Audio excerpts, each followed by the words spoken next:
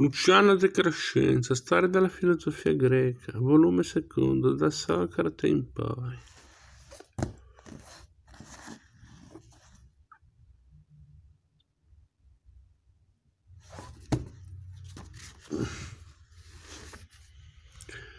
Nell'83 il primo volume della storia della filosofia greca fu a lungo in testa alle classifiche dei libri più venduti in Italia. Quel primato semina stupore sia negli ambienti filosofici sia in quelli editoriali. Data da allora la convinzione che Anassimandro e Leucipo facessero vendere tomi o dispensa. Ciò che è verissimo, soprattutto se chi ne parla ha il garbo di Luciano De Crescenzo.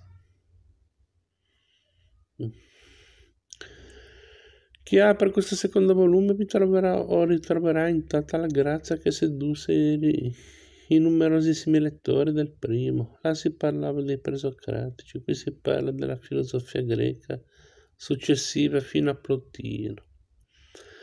Ha scritto Pascal, Platone e Aristotele si immaginano di solito in grandi toghe e come personaggi sempre seri e gravi.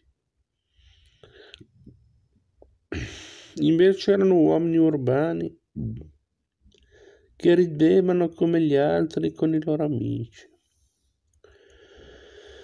Questa dimensione così spesso occultata balza su da ogni pagina di Luciano De Crescenzo. Tutta la sua storia della filosofia greca ci ricorda come coloro che insegnarono all'Occidente a pensare siano congenialmente vissuti sulla sponda animata, socievole e loquace di antiche città del sud. Nobile arte è la divulgazione, anche se non sempre onorata.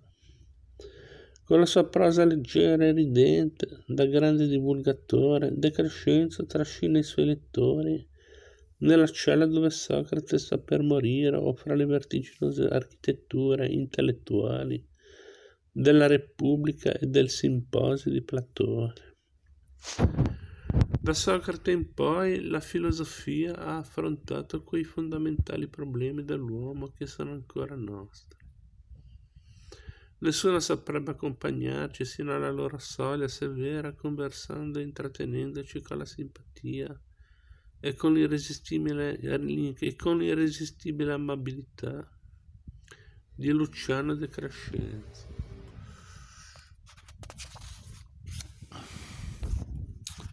Storia della filosofia greca, da Socrate in poi. Mondadori. Ho chiesto ad Apollo cosa devo fare e Apollo mi ha risposto: ridi e fai folla grossa e colta. Lì per lì non ho capito, poi ho anagrammato e ne è venuto fuori storia della filosofia greca. Dal 11 settembre 1986. Capitolo primo. Socrate. Come si fa a non innamorarsi di Socrate? Era buono d'animo, tenace, intelligente, ironico, tollerante e nel medesimo tempo inflessibile. Di tanto in tanto sulla terra nascono uomini di questa levatura, uomini senza i quali noi tutti saremmo un po' diversi. Penso a Gesù, a Gandhi, a Buddha, a Lao Tse e a San Francesco.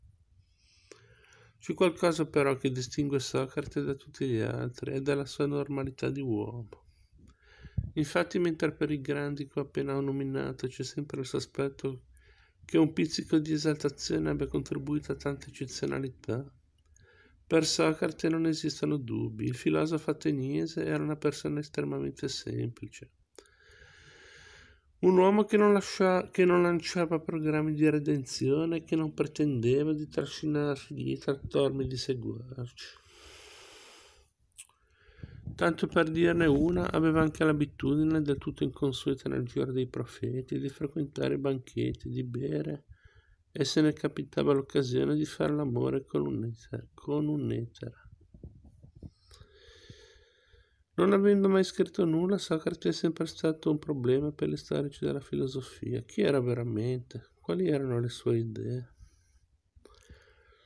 Le uniche fonti dirette che abbiamo sono le testimonianze di Senofonte, quelle di Platone e alcuni commenti per sentito dire di Aristotele, se non che il ritratto lasciatoci da Senofonte risulta completamente diverso da quello di Platone, e lì dove c'è coincidenza tra le due versioni è perché il primo ha copiato dal secondo.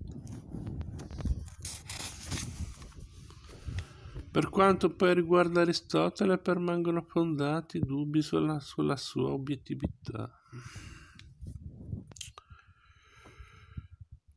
Senofonte, detto tra noi, non era un'aquila di intelligenza filosofica.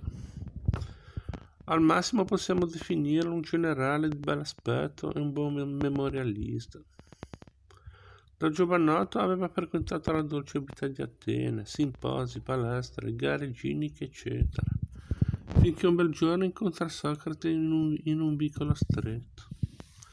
Diogene Laerzio, Vita dei filosofi, secondo, sesto, 48. Traduzione di Gigante alla terza, Bari 62. Il filosofo lo guarda fisso negli occhi, gli blocca il passo mettendogli il bastone di traverso e dice: sai dove si vende il pesce? Sì, al mercato. E sai dove gli uomini diventano virtuosi? No, allora seguimi. E fu così che Senofonte, più per darsi importanza con gli amici che per amore della saggezza, cominciò a seguire Socrate nelle sue passeggiate. Dopo un paio di anni, però, forse esausto per il troppo discutere, parte volontario per la prima guerra che riesce a trovare. Frequenta le corti di Ciro il Giovane, di Agesilao, re degli Spartani, e tanti altri luoghi dove il suo maestro non avrebbe mai messo piede. Trascorre tutta la vita tra battaglie e scaramucce, militando quasi sempre in eserciti stranieri. Quando parla di Socrate lo fa come se fosse il suo difensore d'ufficio. Cerca di riabilitare la memoria dopo il processo e ce lo presenta come un uomo integerrimo, bigoto e ossequioso verso le autorità. Se il ritratto di Senofonte è un po' convenzionale, quello di Platone, genio creativo per eccellenza, pecca dell'eccesso opposto. In altre parole, leggendo i dialoghi ci si chiede se l'eroe platonico esprime le idee di Socrate o quelle del suo autore.